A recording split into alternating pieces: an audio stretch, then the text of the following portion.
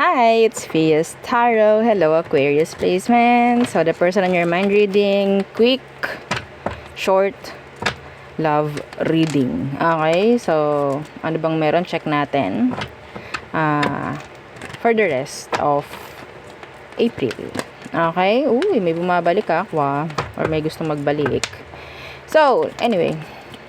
Again, kung may tanong, pagdating po sa private reading at sa ating mga charms. Pangtanggal ito ng ano po ha, ng kaalatan. Opo, sa lahat-lahat. So, yeah, mag-message na lang po. Okay? So, yeah.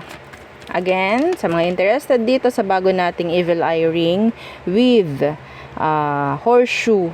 Oh, alam niyo ba yung horseshoe? Nagbibigay ng luck yon. So, meaning to say, hindi lang protection ang ibibigay nito, kundi may kasamang luck. Okay? Plus, meron siyang money catcher here.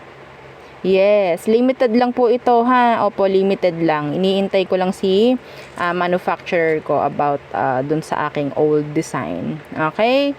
So, yun. Pero, yeah. Grab nyo na. Grab nyo na habang meron pa, o, diba? Okay. So, yeah, 5 nga yung una, pero meron pang second batch. Okay po. So, let's see. Aquarius placements. The person on your mind. The person on your mind. Who is this, Aqua? Who is this? Aquarius placements. Who is this person? Who is this? The Page of Wands in the reversed. Could be younger.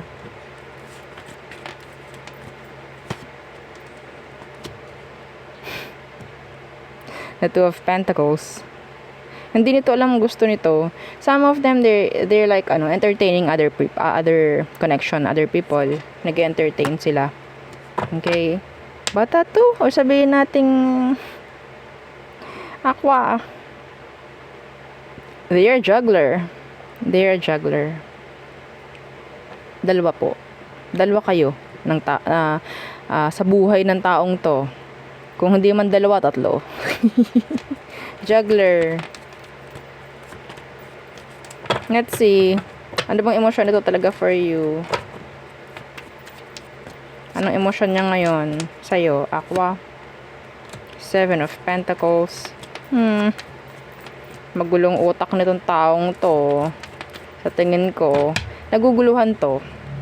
Oo. Para siyang naninigurado. Kasi may paghihintay eh.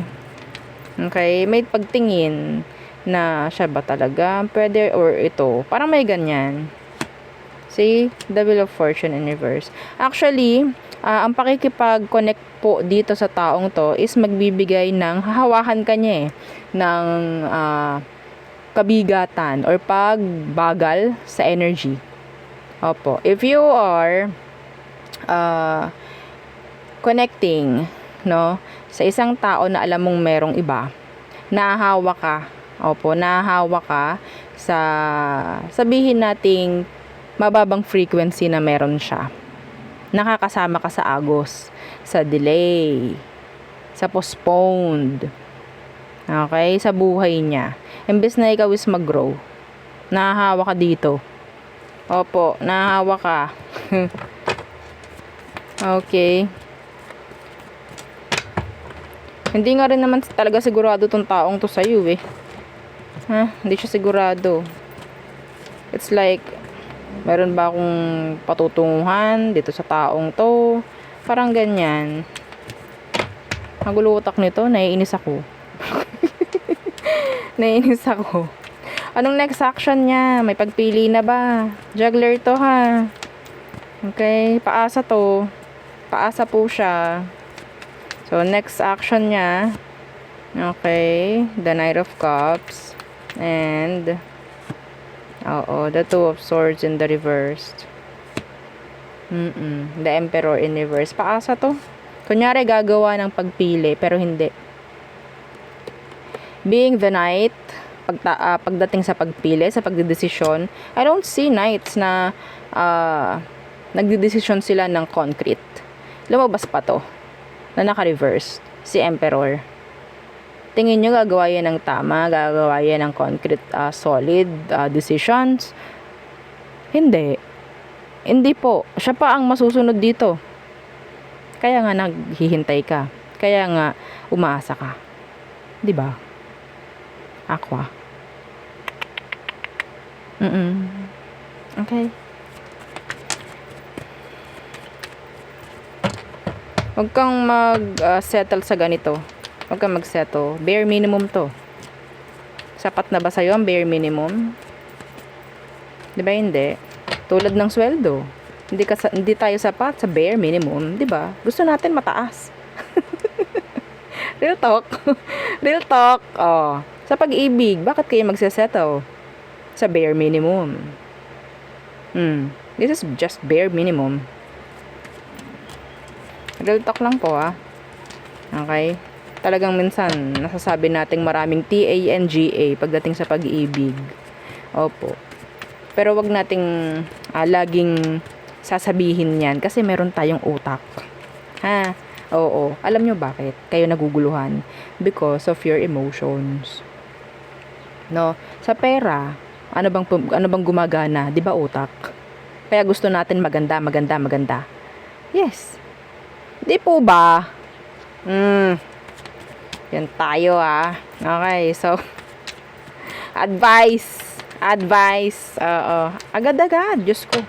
Hindi natin kailangan tong pahabain pa. Anong advice for you, Aqua? Sa ganitong sitwasyon. Strength in reversed. Strength in reversed. The world in the reversed. Hindi umaayon dito. Hindi sumasang-ayon si universe. Ha? Okay, dito sa connection nyo na to. Don't settle for less. Please, don't settle for less. Meron ditong 10 of Cups universe. Kawawa ka na dito. Please lang. Huwag mo ilagay yung sarili mo sa masasabi mong para kang option. Because you're not an option, Aqua. You're not somebody's option. Okay? Yeah, the King of Swords. Utak. Utak nga po, dapat ang gamitin sa sitwasyong ito, hindi emosyon. Kasi kapag emosyon, etong mangyayari, wala kang magagawa. Mauubos ka. Sabi ko sa iyo, itong taong to, puro delay yan sa buhay. Gusto mo bang mahawa? Gusto mong mahawa? Tapos, itatanong nyo, ba't ganun? Parang pakaramdam ko, walang nangyari sa buhay ko. Ang tanong ko naman, kamusta love life mo? Madami to, ganto, ganyan. Kaya pala. Hindi ko na kailangan mag-explain. Hindi ko na kailangan. Yes, alam nyo ba yun? Like, kunyari, meron kayong problema dyan sa ganyan, sa pag-ibig. No?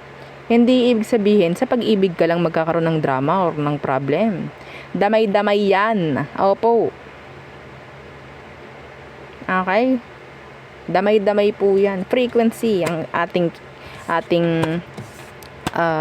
pinag-uusapan. Okay po. Oo. Isipin nyo, every time na kayo is heartbroken, di ba hindi kayo makapagtrabaho ng ayos? Di ba? Ang hirap bumangon sa umaga. Hindi masaya. Diba? Ganun po yun. So, tayo tumungo na sa all signs. Ang gabay sa'yo don't settle for less. Huwag mo hayaan na ikaw is nandito sa energy na to. All signs are true Pisces. Okay. Aries, gusto lang makipagayos. Taurus, gusto nila ng another chance. Gemini, wala silang action, no focus, no effort. Okay? Cancer, there could be an energy of unfinished business. Leo, here they come with a love offer. Virgo, they're like confused. Some of them, they're trying to mirror you. Libra, they're stuck. Wala silang magawa sa sitwasyon. Okay, Scorpio, bigat na bigat. Oo, si Scorpio. Ang daming kabagalan na nangyayari sa buhay niya. Excuse me. So, pwedeng magbigay ng burden sa'yo to, si Scorpio. Okay, so, Sagittarius. So, si Sag, hindi siya sigurado sa mga gagawin niyang action, sa mga sasabihin niya sa'yo. Hindi ko nakikitang tunay, hindi ko nakikitang sincere, no? Okay, so, Capricorn. Tingnan niyo si Capricorn. May mga Capricorn na ano dyan na Capricorn placements. Focus nila pera. Focus nila is sabihin nating iba sa kanila ha, kung kayo matagal na, they want commitments. Okay? They want commitments. They're like longing for you, craving for you, mga ganyang bagay. They want to settle down. Yeah, gusto nila mag-settle. So, Aquarius, they're letting go. Yeah, they want release. Pisces, they want to end things. They want to end the cycle. Oo, sa inyo. Yeah. So there, yun ang aking reading for you, Aquarius placements. Again, please don't forget to like, share, and subscribe. And follow our every page and sa nating YouTube channel na nasa description box below. Again, thank you. Goodbye.